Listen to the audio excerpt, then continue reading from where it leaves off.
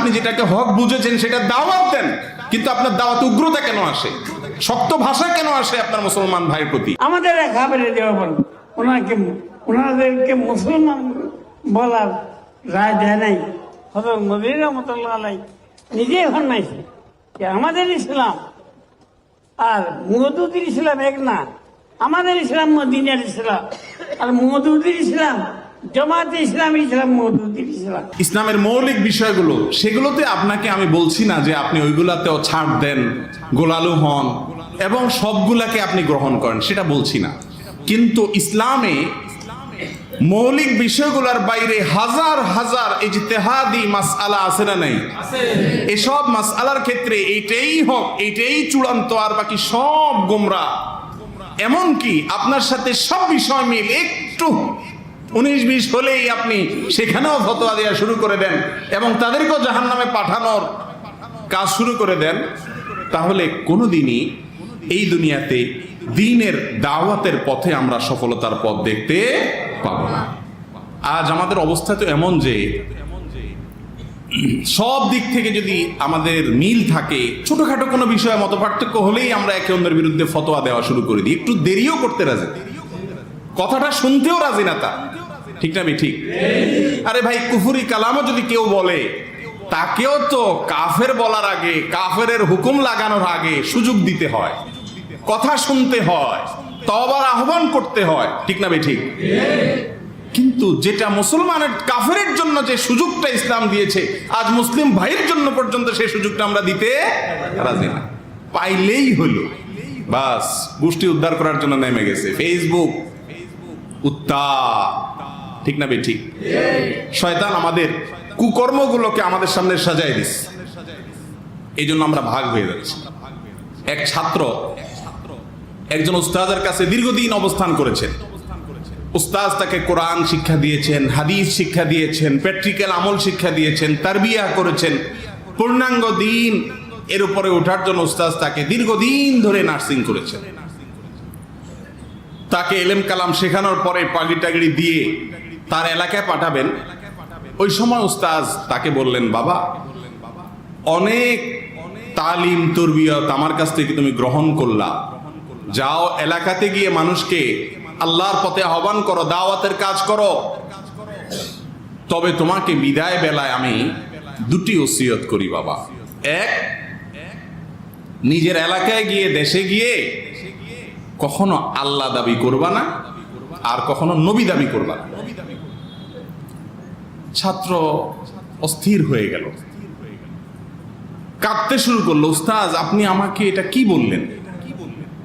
আমাকে এত বছর আপনি তালিম তরবিয়ত দেওয়ার পরে আপনার কাছে এই মনে হয়েছে যে আমি আল্লাহ দাবি করতে পারি? নাউজুবিল্লাহ। এত বড় মুজরিম আমি এত খারাপ যে আমি নবী দাবি করবো? আপনার কাছে তাই মনে হয়েছে উস্তাদ? আপনি আমাকে ওসিয়ত করলেন, আমি এখনো এত নিচে আছি। উস্তাদ বললেন, বাবা, এক্সাইটেড কেন হচ্ছ? শুনো, আমি কি বোঝাতে চাচ্ছি শুনো। আল্লাহ রাব্বুল আলামিনের শান হলো ফাআলুল লিমা ইউরিদ। আল্লাহ যা চান তা করে। আল্লাহর চাওয়ার বাইরে কিছু হয়? হতে পারে? অসম্ভব। ইয়াফআল মা ইউরিদ, ইয়াফআল মা ইয়াশা, যা ইচ্ছা তা করেন। আল্লাহর ইচ্ছার বাইরে কিছু হয় না। তুমি তোমার এলাকায় যখন দাওয়াতের কাজ করবা, দ্বীনের প্রচারের কাজ করবা, তোমার এলাকায় তুমি যদি মনে করো যে আমার ইচ্ছার বাইরে আর কিচ্ছু হইতে পারবে না, কি হলো, কেমন যেন তুমি আল্লাহ দাবি করলা। আর নবীদের শান হলো, আম্বিয়া আলাইহিমুস সালাতু ওয়াস সালামের শান হলো, তারা যে পথের দিকে আহ্বান করেন, যেই পথের দিকে দাওয়াত দেন, মানুষদেরকে বলে দেন, কুল হাযিহি সাবিলি, এটা হলো আমার পথ, এটাই একমাত্র পথ নাজাতের। নবীরা এভাবে দাওয়াত দেন না? নাকি বলেন, বাবা, আমারটা মানলেও হবে, আমি যাদের বিরোধিতা করতেছি, তাগুত, কুফর, শিরক, তাদের কথা মানলেও চলবে, একটা মানলেই হবে, এভাবে দাওয়াত দেয়? নবীরা কিভাবে দাওয়াত দেন? এটাই একমাত্র পথ, শতভাগ শুদ্ধতার পথ, কোনো পার্সেন্টেজ নেই। নবীদের দাওয়াতে কোনো পার্সেন্টেজ আছে? 100% হকের পথ এটাই। এর বাইরে আর কোনো মত পথ থাকতে পারেই না, অপশন নেই। না আকীদার ক্ষেত্রে, না ইবাদতের ক্ষেত্রে, না অন্য কোনো ক্ষেত্রে। এরপরে নবী আলাইহিস সালাম, আম্বিয়া আলাইহিস সালাম এইভাবে দাওয়াত দেন। তো এই উস্তাদ শাগরেদরে বললেন, বাবা তুমি তোমার এলাকায় দাওয়াত দিতে গিয়ে যদি মনে করো আমি যা বুঝছি এটাই বুঝ, আর বাকি সব হলো তরমুজ, আমি যা বুঝছি এটাই হক, আর কোনোটা হক হওয়ার কোনো ইহতিমাল সম্ভাবনা একেবারে নেই।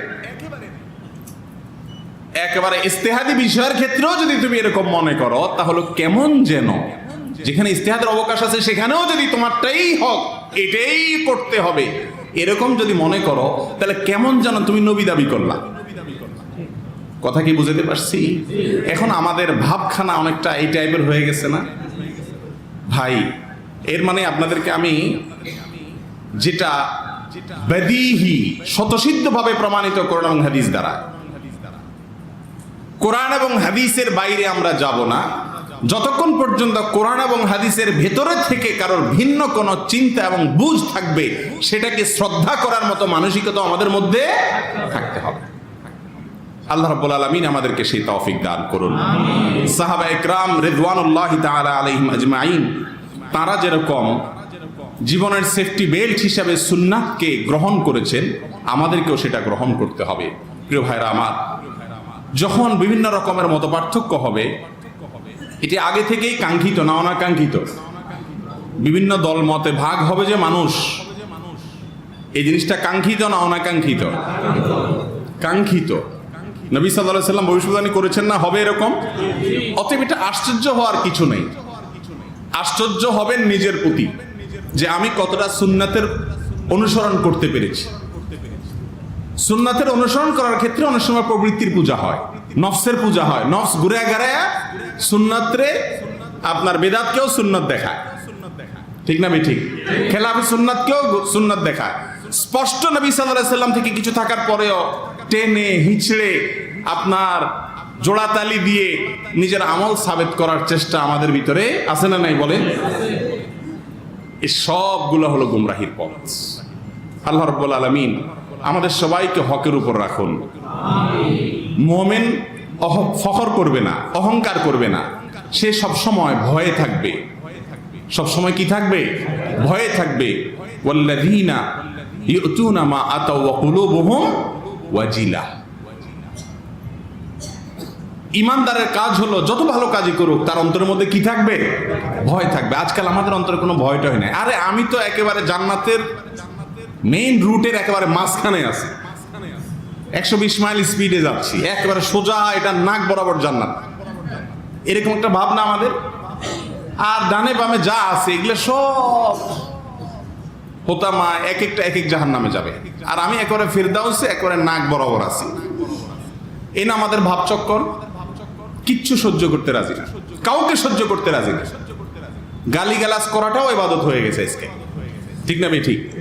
ফেসবুকে যে যত বেশি গালিগালাজ করতে পারবে সে তত বড় দায়ী, সে তত বড় কি দায়ী। একদিন এক টেলিভিশন চ্যানেলের একজন কর্মকর্তা, তার সাথে গাড়িতে যাচ্ছিলাম একটা টেলিভিশনের প্রোগ্রাম করার জন্য। এই ভদ্রলোক আমাকে বলছিলেন, হুজুর যদি রাগ না করেন একটু কথা বলি। আমি বললাম বলেন। তো বলছে যে ফেসবুকে আপনি তো খুব অ্যাক্টিভ, আমি অনেক অ্যাক্টিভ, তা আপনি খেয়াল করছেন কিনা আমি জানি না, ফেসবুকে গালিগালাজের ক্ষেত্রে হুজুররা যে পরিমাণ আগাইয়া, বিশ্বাস করেন অন্য কোনো মানুষ, বিভিন্ন রাজনৈতিক দল বলেন বা বেহুজুর আছে, তারা গালিতে এত এক্সপার্ট না। তো এইটা কেন?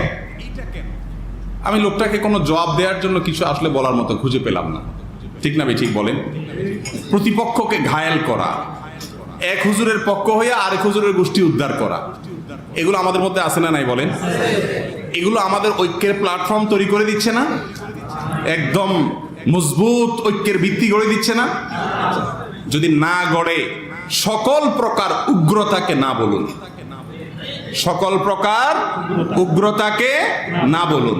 রাসূল করিম সাল্লাল্লাহু আলাইহি সাল্লাম বলেছেন, আর-রিফকু মা কানা ফি শাইইন ইল্লা জানা ওয়া মা নুজিআ মিন শাইইন ইল্লা শানা। ভাইরে, নম্রতা এমন একটা জিনিস, কোমলতা এমন একটা জিনিস, এটা যেই কোনো জিনিসের মধ্যে যুক্ত হবে সেই জিনিসটা সুন্দর হয়ে যাবে। আপনি একজনকে শাসন করছেন, বকাঝকা করছেন, কিন্তু নম্রতার মিশেল আছে, ফ্লেভার আছে, তাহলে ওই শাসনটাও তার কাছে উপভোগ্য হবে, স্মরণীয় হবে। ঠিক না ঠিক?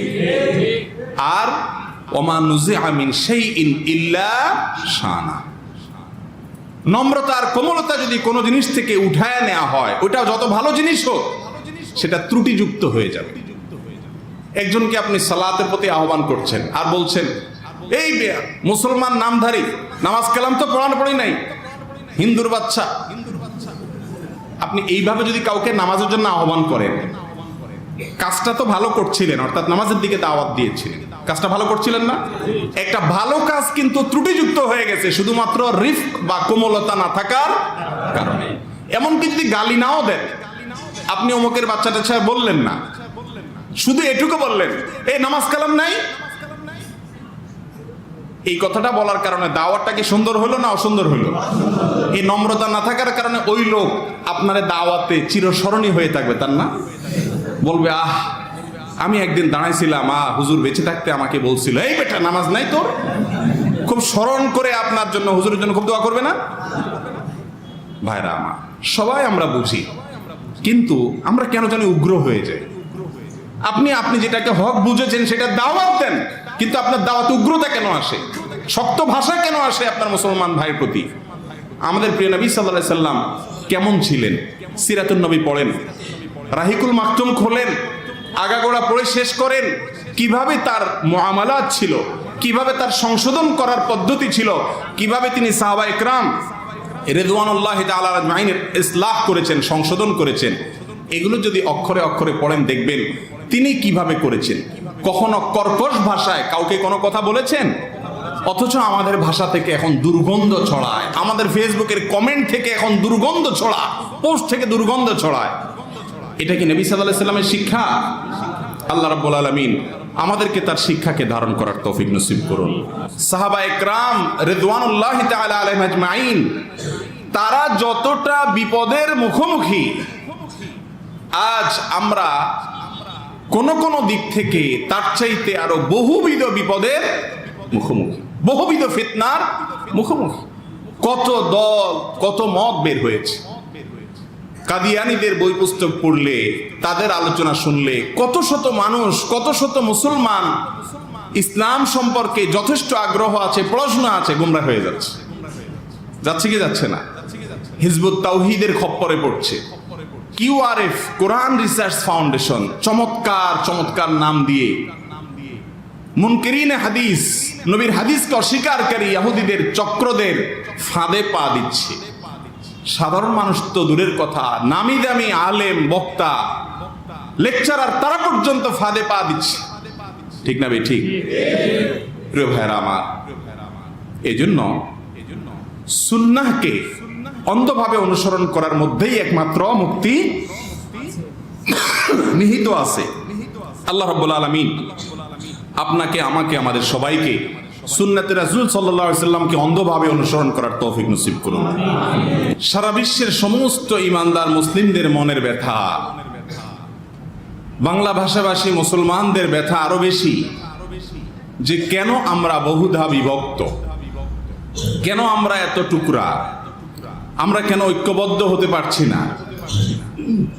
আমরা সবাই জানি যে যদি আমরা ঐক্যবদ্ধ থাকতে পারি, যদি আমরা মিলেমিশে কাজ করতে পারি, যদি আমরা পারস্পরিক বিসুদ্গার ছেড়ে দিতে পারি, যদি আমরা অন্যের সংশোধন এর ক্ষেত্রে রাসূল করিম সাল্লাল্লাহু আলাইহি ওয়াসাল্লামের ইসলাহের যে নীতি, তার যে সুন্নাহ অন্যকে সংশোধন করার ক্ষেত্রে, সেটাকে যদি আমরা অনুসরণ করতে পারতাম কত না ভালো হতো।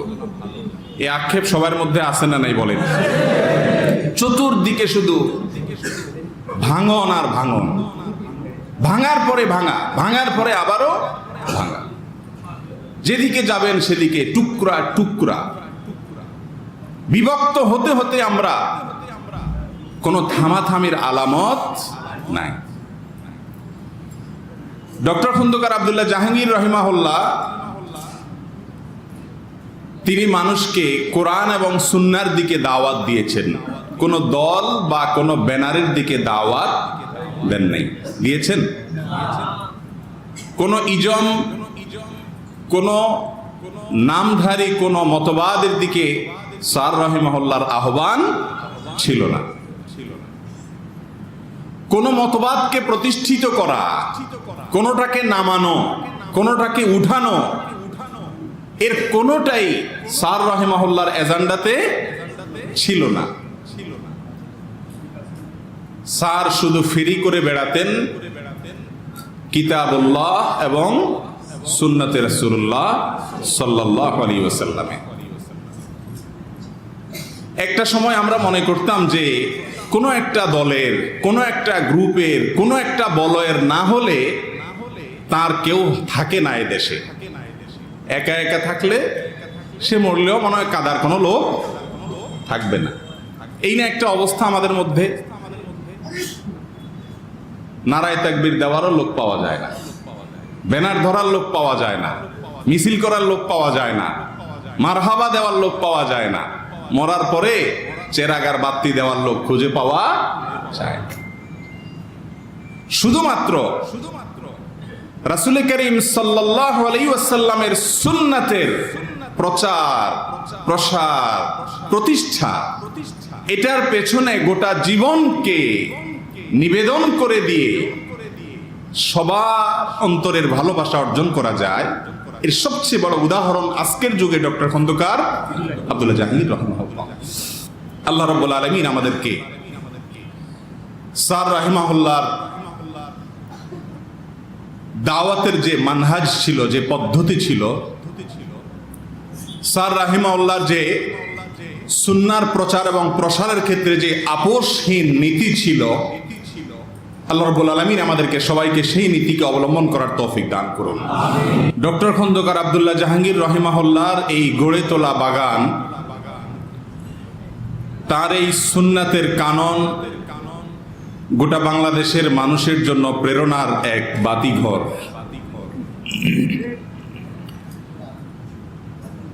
শত শত ধারায় যখন বিভক্ত আমরা,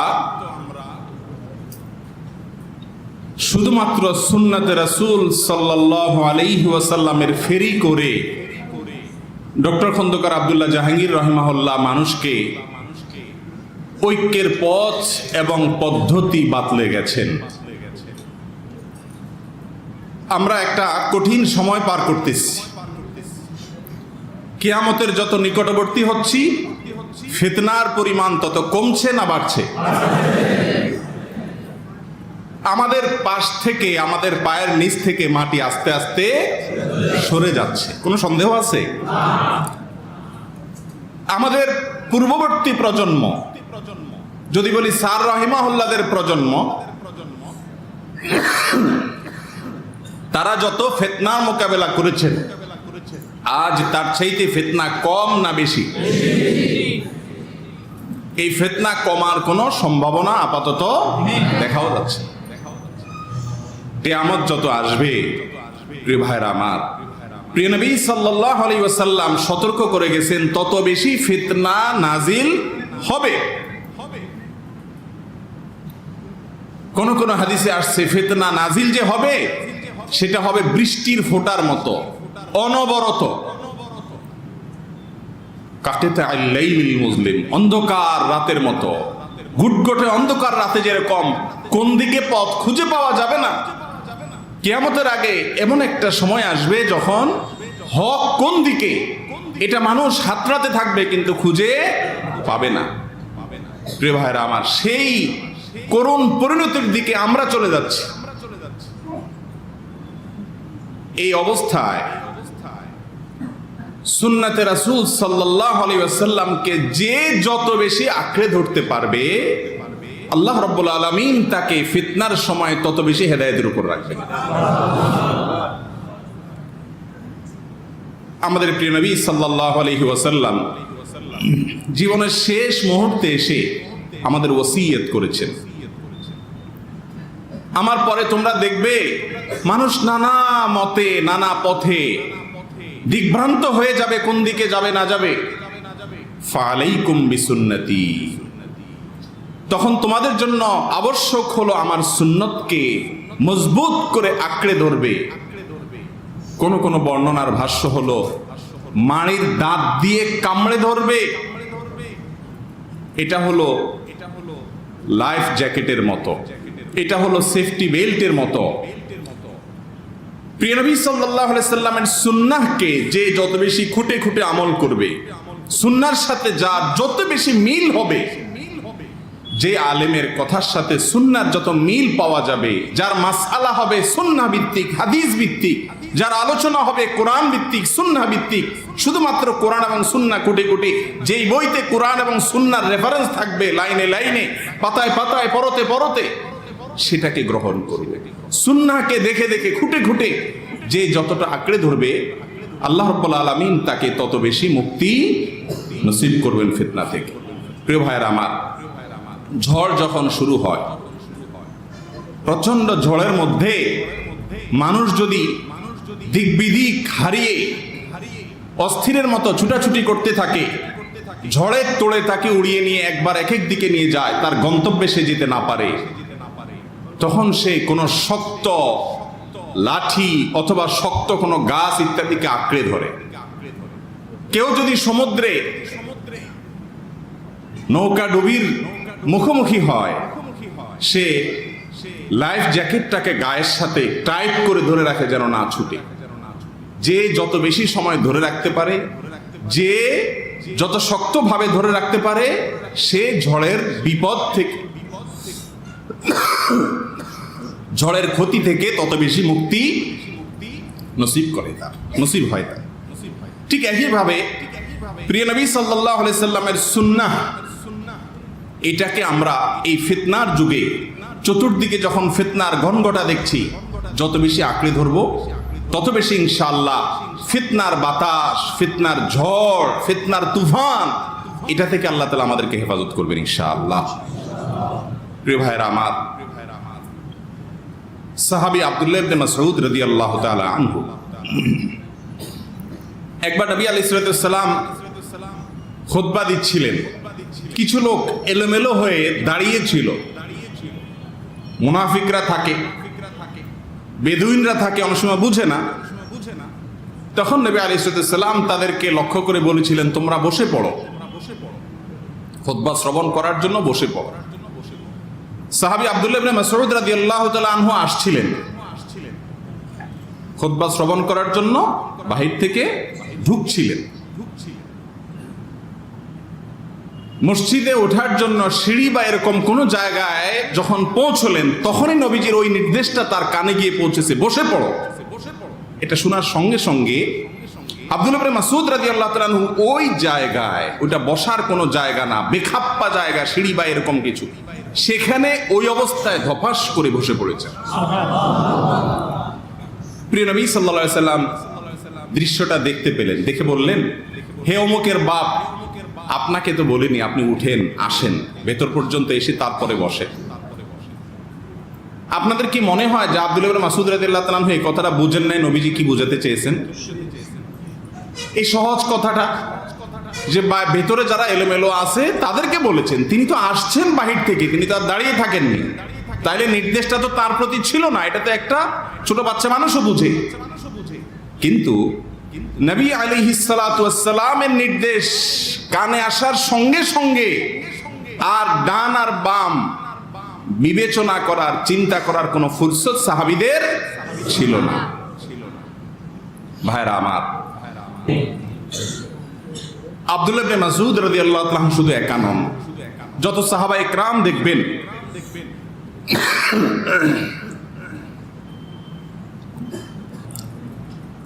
সাহাবা ইকরাম রিদওয়ানুল্লাহি তাআলা আলাইহিম আজমাইন, তারা ছিলেন সুন্নাতে রাসূলের সবচেয়ে বড় অনুসারী এবং আশিক। বাবা মা যখন মারা যান সন্তানরা এতিম হয়ে যায়, তাই না? অসহায় হয়ে যায়। ছোট বাচ্চা থাকলে তারা বাবা মারা গেলে এতিম হয়ে যায়, মা মারা গেলে অসহায় হয়ে যায়। যখন অসহায় হয়ে যায় তাদের যে অবস্থা থাকে, আজ প্রিয় নবী সাল্লাল্লাহু আলাইহি সাল্লাম আমাদের মাঝে নাই, বহু আগে তিনি দুনিয়া থেকে চলে গেছেন। আমরা আজ অসহায়, আমরা আজ সহায় সম্বলহীন। শত শত আহ্বান চতুর্দিক থেকে, ডাক আর ডাক, সবাই ডাকছে, আমরা জানি না কোন পথে আগাবো। এরকম কঠিন একটা সময়ে আমরা যদি প্রিয় নবী সাল্লাল্লাহু আলাইহি সাল্লামের জীবনের শেষের দিককার ওসিয়তগুলোকে আমরা খেয়াল করি, কত চমৎকার করে তিনি বলেছেন, তামাসসাকু আযু আলাইকুম বিসুন্নতি। ভাষ্যগুলো খেয়াল করেন, সুন্নতকে মজবুত করে আঁকড়ে ধরো, কামড়ে ধরো, মাড়ির দাঁত দিয়ে ধরো। যে যত মজবুত করে ধরবে সে তত হেদায়েতের উপরে থাকবে ইনশাআল্লাহ। আজ আমাদের ঐক্যবদ্ধ হওয়ার জন্য সুন্নাতে রাসূলকে আঁকড়ে ধরার কোনো বিকল্প হতে পারে না। প্রিয় ভাইরা আমার, ডক্টর খন্দকার আব্দুল্লাহ জাহাঙ্গীর রাহিমাহুল্লাহ সুন্নাতের প্রচার, সুন্নাতের প্রসার এটা করে গেছেন, আজীবন করে গেছেন। বা শুধু সুন্নাতের ফেরি করে গেছেন। কোন দলের ক্যানভাস করেছেন? কোন গ্রুপের ক্যানভাস করেছেন? কোন মতবাদের ক্যানভাস করেননি। শুধু কোরআনের ক্যানভাস, হাদিসের ক্যানভাস, আল্লাহর ক্যানভাস, আল্লাহ রাসূল সাল্লাল্লাহু আলাইহি সাল্লামের ক্যানভাস। আল্লাহ রাব্বুল আলামিন স্যারের মতো একজন মানুষকে দিয়ে যত খেদমত নিয়েছেন, আমরা এখন কত মানুষ কত কাজ করছি। স্যারের খেদমতের ধারে কাছেও আল্লাহ তাআলা তাকে দিয়ে অল্প সময়ে যত খেদমত নিয়েছেন, এর ধারে কাছেও এত খেদমত নেওয়া দায়ী আজকাল খুঁজে পাওয়া কঠিন।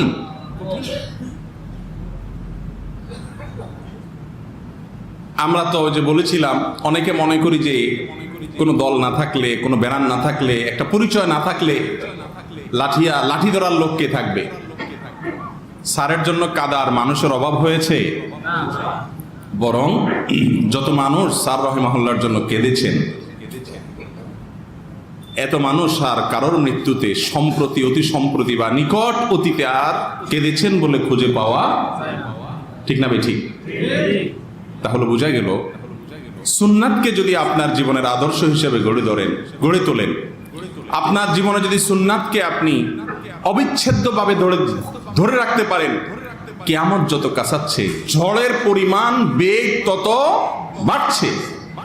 আর ঝড়ের বেগ যত বাড়বে, লাইফ জ্যাকেট তত শক্তভাবে আঁকড়ে ধরতে হবে।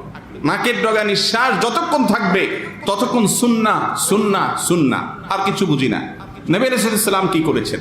ইখতিলাফ হয়েছে, নবী সাল্লাল্লাহু আলাইহি সাল্লামের কথার দিকে আকরাব কার কথা, তার কথার নিকটবর্তী কোনটা, আমি সেটার সাথে আছি। এভাবে যদি খুঁটে খুঁটে চলা যায়, ইনশাআল্লাহ ফিতনার এই যুগেও আল্লাহ রাব্বুল আলামিন আমাদেরকে হেদায়েতের উপরে রাখবেন।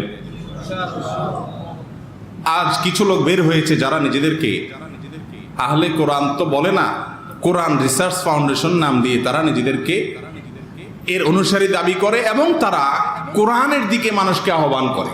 তারা হাদিসকে সরাসরি অস্বীকার করেন না, কিন্তু ঘুরিয়ে ফিরিয়ে হাদিসকে অস্বীকার করে। কি বলেন, নাজাতের কোন পথ এটা? প্রিয় নবী সাল্লাল্লাহু আলাইহি সাল্লামের হাদিস ছাড়া আল্লাহর কোরআন যদি বুঝা যেত, তো আল্লাহ তাআলা তো জিবরিলকে দিয়ে কোরআন পাঠিয়ে দিতে পারতেন। ঠিক না ভাই? ঠিক। মক্কার মুশরিকরা তো সেটাই চেয়েছিল, কিন্তু তিনি আল্লাহর পক্ষ থেকে মডেল হিসাবে এসেছেন। কোরআনের থিওরিকে আল্লাহ রাব্বুল আলামিন তার নবীর মাধ্যমে প্র্যাকটিক্যাল দেখিয়ে দিয়েছেন। শুধুমাত্র থিওরি দিয়ে কোনোদিন কোনো মানুষ পূর্ণাঙ্গ দ্বীনের উপরে চলতে পারবে না, অসম্ভব। অবশ্যই থিওরির পাশাপাশি কি লাগবে? প্র্যাকটিক্যালের প্রয়োজন হবে। প্রিয় ভাইরা আমার, এই ফিতনা মাথা ছাড়া দিয়ে উঠছে, আর ফিতনাগুলো এমন ভাবে মাথা ছাড়া দেয়, এগুলো ধরা কঠিন। এই জন্য সকল ভেদাভেদ ভুলে গিয়ে শুধুমাত্র সুন্নাতে রাসূলের ভিত্তিতে আমরা একে অন্যকে ভালোবাসবো, একে অন্যের নিকটবর্তী হব। সুন্নাত এখন আমরা ইবাদতের ক্ষেত্রে আলহামদুলিল্লাহ অনেকে তালাশ করি, মাশাআল্লাহ। আকীদার ক্ষেত্রে সুন্নাত তালাশ করি, ইবাদতের ক্ষেত্রে সুন্নাহ তালাশ করি, কিন্তু পারস্পরিক লেনদেন, আচার আচরণ, সমাজের দাওয়াতের কাজ, অন্য সব সেক্টরে সুন্নাহর অনুসরণ আমরা করি না। জীবনের প্রত্যেকটা ক্ষেত্রে যদি সুন্নাতের অনুসরণ না হয়, তাহলে কোনোদিনই দাওয়াতে আমরা অগ্রসর হতে পারবো না। দ্বীনের নামে আমরা এত টুকরা টুকরা হয়েছি যে আমাদের দাওয়াত হয় ওই টুকরার দিকে, দাওয়াত আমাদের কোরআন এবং সুন্নাহর দিকে হয় না। কেউ যদি কোনো একটা টুকরায় না যায়, তো তাকে ধরে আবার টানাটানিও শুরু হয়ে যায়, ঠিক না ভাই? ঠিক। কোনো একটা গ্রুপে আসতে হবে। চন্দু, তুমি একা একা কেন থাকবা? আসো, হয় আমার নয় তার, একটা গ্রুপে ঢুকো, কারোর না কারোর ক্যানভাস করো। এরকম একটা অসহিষ্ণু পরিবেশ আমাদের মধ্যে আছে না নাই? কোরআন আর হাদিসের কথা বললে হবে না, গ্রুপে আসতে হবে, ঠিক না ভাই? ঠিক। গ্রুপে না আসলে হবে না। অথচ এই গ্রুপগুলো আমাদেরকে ওয়ালা এবং বারা লিল্লাহি ওয়া লিরাসূলিহি হওয়ার কথা, সেটা হচ্ছে লিল গ্রুপ। আল্লাহর জন্য ভালোবাসা, আল্লাহর জন্য বিদ্বেষ না হয়ে এখন দলের জন্য, গ্রুপের জন্য ভালোবাসা আর বিদ্বেষ হয়, ঠিক না ভাই? ঠিক। এই জন্য আমাদেরকে সুন্নাতে রাসূল সাল্লাল্লাহু আলাইহি সাল্লামকে আঁকড়ে ধরে অগ্রসর হতে হবে, অন্য কোনো কিছু নয়। উম্মার ঐক্যবদ্ধ হওয়ার জন্য ডক্টর খন্দকার আব্দুল্লাহ জাহাঙ্গীর রহমাহুল্লাহর একটা কথা প্রায় আমি বলি। স্যার রহমাহুল্লাহ বলতেন, উম্মতের মধ্যে আগুন লেগেছে এবং বহুদা বিভক্ত হয়ে গেছে মুসলিম উম্মাহ। এই যে মতপার্থক্যের, মতবিরোধের, বহুদা বিভক্তির আগুন লেগেছে, এ আগুন নিভানোর মতো কোনো কিছু আমার কাছে নাই, ক্ষমতাও নাই। তবে আমি একটা কাজ করতে পারবো, আগুন যাতে না বাড়ে সেই চেষ্টাটা করতে পারবো। তো আমরাও সেই চেষ্টাটা করতে পারি। কিভাবে? আমার দ্বারায় কারোর প্রতি আঘাত না হয়, কাউকে তাচ্ছিল্য করা না হয়। কোন মুসলমানকে তাচ্ছিল্য করা জায়েজ আছে? কথা বলেন। আপনি যদি মনে করেন কেউ নাহকের উপর আছে, তারপরেও তাকে তাচ্ছিল্য করলেন, জায়েজ আছে এটা? কিন্তু আমরা অহরহ সেটা করতেছি কি করতেছি না বলেন? অতএব ঐক্যবদ্ধ হওয়ার জন্য, ঐক্যবদ্ধ রাখার জন্য এর কোনো বিকল্প হতে পারে না। আল্লাহ রাব্বুল আলামিন আমাদের সবাইকে প্রিয় নবী সাল্লাল্লাহু আলাইহি সাল্লামের সুন্নাহ অনুযায়ী নম্রতার সাথে, কোমলতার সাথে হকের পথে মানুষকে আহ্বান করার তৌফিক নসিব করুন। নিজেরা হকের উপরে থাকবো, সবাইকে হকের পথে ডাকবো এবং সুন্নাতের প্রচার এবং প্রসার করব। ডক্টর খন্দকার আব্দুল্লাহ জাহাঙ্গীর রহমাল্লাহর বইগুলো, এগুলো মানুষকে দিতে থাকবে। আমাকে অনেকে বলে যে ভাই আমার এলাকায় অনেক বেদাত, শিরক, কি করব? আমি বলি ভাই শুধু সুন্নাতের দাওয়াত দিতে থাকেন। একজনে বলে যে ফরজ নামাজের পরে সম্মিলিত মুনাজাতের বিরুদ্ধে কিছু বললে আমার এলাকায় মারামারি হয়। আমি বললাম আপনি ওটার বিরুদ্ধে না বলে শুধু মানুষকে বলেন ভাই সালাম ফেরানোর পরে নবীজি এই সুন্নাহ, এই দোয়াগুলো, জিকিরগুলো করতেন, এগুলোর প্রচলন দেন। এই ডিউটিতে লাগাই দিলে অন্য ডিউটি করার সুযোগই সে পাবে না। শেখ আব্দুল্লাহ মোহাম্মদ সাইফুল্লাহ হাফিজাহুল্লাহ দীর্ঘ সময় বক্তব্য রেখেছেন। শেখের বক্তব্য থেকে আল্লাহর কোনো বান্দা যদি দাঁড়িয়ে বলার মতো কোনো পয়েন্ট বলতে পারেন যে আমি নতুন করে এটা শুনেছি, শেখ এখানে বসা আছেন, তাহলে আমরা আপনার মুখ থেকে শুনবো যে আপনি কি শিখেছেন এবং আপনি আজকে শেখের মাহফিল থেকে কি নিয়ে বাড়িতে যাচ্ছেন। এটা বলার মতো কোনো যুবক থাকলে একটু হাত তোলেন। শেখ আব্দুল্লাহ মোহাম্মদ সাইফুল্লাহ সাহেব যে দীর্ঘ সময় বক্তব্য রাখলেন, তার বক্তব্য থেকে আপনি আজকে মাহফিল থেকে বাড়িতে নিয়ে যাওয়ার মতো কোন জিনিসটা আছে যে আপনি এটা শিখলেন, জানলেন, বুঝলেন? এক ভাই হাত তুলছে। আর কেউ? আরেকজন ওই পাশে হাত তুলছে। আচ্ছা ঠিক আছে, আপনি কি মিডিয়ার মানুষ? আচ্ছা, আপনারটা একটু পরে শুনি, আগে ইয়াকে সময় দেই। আচ্ছা ভাই, আপনি বলেন তো শেখের বক্তব্য থেকে আপনি আজকে বাড়িতে কি নিয়ে যাচ্ছেন? আপনি বলেন, আমি শুনলেই হবে, আমি মাইকে আবার বলে দিই সবাইকে।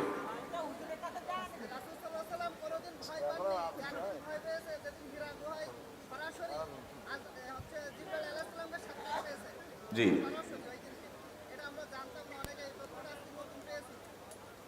মাশাআল্লাহ, আপনার নিজের আমল করার মতো, জীবন পরিবর্তন করার মতো, আপনার জীবনে ইমপ্লিমেন্ট করার মতো, প্রয়োগ করার মতো কি শিখেছেন আজকে? আচ্ছা, আপনি একটা পয়েন্ট বলেছেন, জাযাকাল্লাহ। ভাই আপনি বলেন দেখি।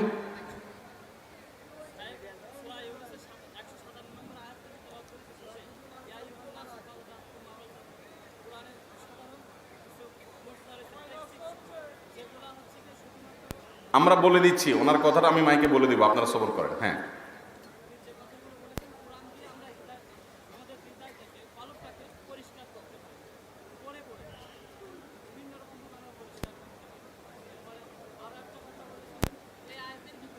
আপনি বাড়িতে কি নিয়ে যাচ্ছেন? নতুন কোন তথ্য, আমলের প্রতিজ্ঞা, বদামল ছাড়ার প্রতিজ্ঞা, এরকম কি নিয়ে যাচ্ছেন বলার মতো? কোরআন শেফা, এটা নিয়ে যাচ্ছেন। তাহলে কোরআন থেকে শেফা গ্রহণ করবেন। কোরআন আমাদের কলবের শেফা, কোরআন আমাদের শরীরের শেফা, কোরআন সব দিক থেকে আমাদেরকে শেফা দিবে। আল্লাহ বলেছেন ওয়ানুনাজ্জিলু মিনাল কোরআনে মা হুয়া শিফাউন ওয়া রাহমাতুল লিল মুমিনিন, ইমানদারদের জন্য রহমত এবং শেফা আছে। ভাই বলেছেন শেখের আলোচনা থেকে তিনি অনেক কিছু নিয়ে যাচ্ছেন, তার মধ্যে থেকে একটা হলো কোরআনে কারীমকে আল্লাহ রাব্বুল আলামিন শেফা করে পাঠিয়েছেন। এই কোরআন থেকে আমরা আরোগ্য লাভ করব। অসুস্থ হলে কোরআন থেকে আমরা শেফা গ্রহণ করব। আমরা অসুস্থ হলে, অসুখ বিসুখ হলে আমরা ডাক্তারের কাছে যাব, হাসপাতালে যাব এবং মেডিকেল চেক আপ ইত্যাদি করাবো, মেডিসিন নেব, সবই ঠিক আছে। কিন্তু কোরআনে আল্লাহ রাব্বুল আলামিন বিভিন্ন আয়াত রেখেছেন, নাজিল করেছেন, এগুলো থেকে আমরা শেফা গ্রহণ করব এবং সব কিছুর আগে দোয়া করব আল্লাহর কাছে যে আল্লাহ আমাদেরকে শেফা দিবেন। এটা হলো ইমানদারের ইমানের দাবি। এই যুগে যদি কেউ কোরআনের মিরাকল দেখতে চায়, কোরআনের যদি জীবন্ত মুজিজা কেউ এই যুগে দেখতে চায়, তাহলে সে কোরআনকে শেফা রূপে গ্রহণ করবে ইয়াকিনের সাথে, ইমানের সাথে, দৃঢ়তার সাথে। তাহলে সে আল্লাহর কুদরত দেখতে পাবে, কোরআন কিভাবে মিরাকল হিসাবে কাজ করে।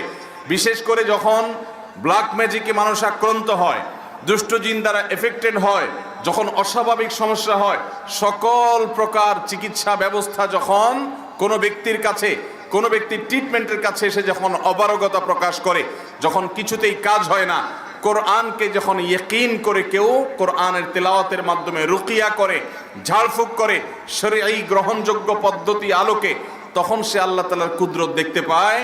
আল্লাহ রাব্বুল আলামিন ব্যক্তিগতভাবে এরকম কুদরত একবার দুইবার না, বহুবার আমাদেরকে দেখার তৌফিক দিয়েছেন। কোরআন আমরা তেলাওয়াত করব, কোরআন বুঝবো, কোরআন যে আমল করব, কোরআন থেকে শেফা গ্রহণ করব। আপনার কোনো অসুখ বিসুখ, বাচ্চাদের কোনো অসুবিধা, বিশেষ করে দুষ্টজিনের প্রভাব কিংবা ব্ল্যাক ম্যাজিক মনে হচ্ছে, আপনি সূরা ফাতিহা পড়েন, সূরা ইখলাস, সূরা ফালাক, সূরা নাস তিনবার করে পড়েন, পানিতে ফু দেন, তেলে ফু দেন, মানুষের শরীরে ফু দেন, আপনি নিজে আমল করেন, কোনো আলিম দিয়েই করাতে হবে এমন কোনো বাধ্যবাধকতা নাই। আল্লাহ তাআলার কুদরত আপনি দেখতে পাবেন। ইয়াকিন রাখবেন, যদি আপনার কোনো ঈমানের ত্রুটি না থাকে, ইনশাআল্লাহ কোরআন কথা বলবেই বলবে।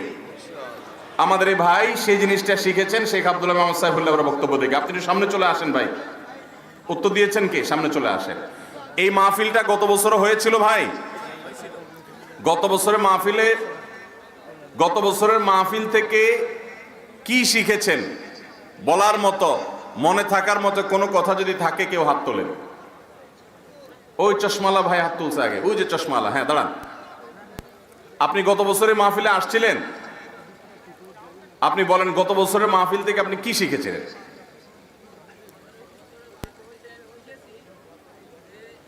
ওনাকে আসতে দেন, এই ভাইকে আসতে দেন। হ্যাঁ বলেন।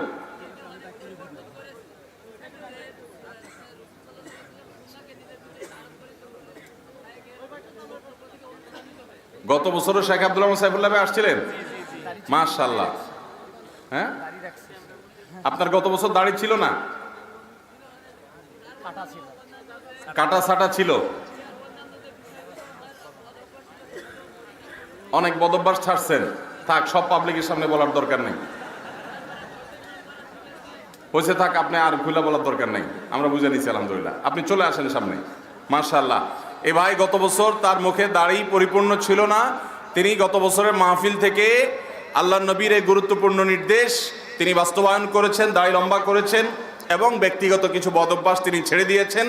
তার সে বদভ্যাস যেগুলো তিনি ছেড়ে দিয়েছেন, আল্লাহ রাব্বুল আলামিন কিয়ামত পর্যন্ত সেগুলোর উপরে তাকে, অর্থাৎ বদভ্যাস ছাড়ার উপরে আল্লাহ তাআলা তাকে অটল অবিচল থাকার তৌফিক দান করুন। মাশাআল্লাহ। শেখের বক্তব্য থেকে গত বছরের বক্তব্যেরও ফলাফল পেয়ে গেলাম আমরা, এবছরও পেয়ে গেলাম। সেই জন্য আমি শেখের হাত দিয়ে পুরস্কার দিতে চাই। এজাজ শেখের বই কই? আব্দুল্লাহ সাইফুল্লাহ ভাইয়ের বই কই? এজাজ কিরে বেটা, হ্যাঁ আপনি গত বছর মাহফিল ছিলেন? হ্যাঁ গত বছর মাহফিলে আচ্ছা, তুমি ছোট মানুষ দেখা যায়, বলো দেখি কি শিখলা? বছর মাহফিল থেকে এটা শিখছি যে আপনার আমাদের জীবনে সামাজিক ব্যবস্থা, রাজনৈতিক ব্যবস্থা, ইসলামিক আমাদের জীবনে যে কোনো ব্যবস্থা আছে না কেন, পারিবারিক ব্যবস্থা যেটা আছে, আমরা সব কিছু কোরআন দিয়ে মেনটেন করে এটা আমরা আমাদের জীবনে এটা বাস্তবায়ন করতে পারবো, এটাই শিখছি। আর কোরআনে যে যেটাই বলুক না কেন সব কিছু কোরআনে আছে। আর মনে করেন বিভিন্ন বক্তারা বিভিন্নভাবে কথা বলে। ঠিক আছে, তোমার কথা বোঝা গেছে। সে গত বছরের মাহফিল থেকে শিখছে যে আমাদের জীবনে, ব্যক্তিগত জীবন, আমাদের আর্থিক জীবন, আমাদের ব্যবসায়িক জীবন, জীবনের প্রতিটা স্তরে আমরা কোরআন থেকে গাইড গ্রহণ করতে পারবো। কোরআন আমাদেরকে গাইড করে নাই এমন কোনো ইস্যু নাই আমাদের জীবনে। আমরা চাইলে আমাদের পুরো জীবনের সব ক্ষেত্রেই কোরআন থেকে আমরা পথনির্দেশ গ্রহণ করতে পারি। কোরআনে সব কিছুই আছে, শুধু পড়তে হবে, জানতে হবে এবং কোরআন থেকে সে গাইডেন্স গ্রহণ করতে হবে। এই জিনিসটা সে শিখেছে। আসো, তোমাকেও পুরস্কার দিয়ে দিই, চলে আসো। মাশাআল্লাহ, জাযাকুমুল্লাহ খাইর। সাইফুল্লাহ ভাই, আপনি একটু পুরস্কার দিয়ে দেন। আপনার বই যেহেতু নাই, এদের তিনজনের আমার তিনটা বই, রাসূলুল্লাহ সাল্লাল্লাহু আলাইহি ওয়াসাল্লামের সকাল সন্ধ্যার দোয়া ও জিকির, এই বইগুলো। এ ভাই, আপনাদের পরিচয় দেন। চশমালা ভাই, আপনি কি করেন? আমি ছোটখাটো একটা ব্যবসা করি, মানে কম্পিউটারে ওয়াজ নসিহত। আচ্ছা, আপনি ব্যবসা করেন। আপনি কি করেন? দারুন রাজা সিদ্দিক। আগে জানলে তো পুরস্কার দিতাম না, কারণ মাদ্রাসার ছাত্র তো দেবো না আমি, কারণ মাদ্রাসার ছাত্ররা তো জানবেই। ও, ওয়াজ মনে রাখছে, ঠিক আছে, তাহলে আপনি উপযুক্ত। মাশাআল্লাহ। আচ্ছা, বলবো ইনশাআল্লাহ। দেন ভাই, শেখদেরকে, ভাইদেরকে পুরস্কার দিয়ে দেন। জাযাকুমুল্লাহ খাইর। তুমি কি করো ভাই? আমি ক্লাস নিউটন। নিউটনে পড়ো। বাড়ি কোথায়? আমাদের বাসা এই কেশবপুর থানা। মাশাআল্লাহ, মাশাআল্লাহ। কেশবপুর থেকে আসছো? মাশাআল্লাহ, হাদিয়া দিয়ে দেন। জাযাকুমুল্লাহ খাইর, বারাকাল্লাহু ফিকুম।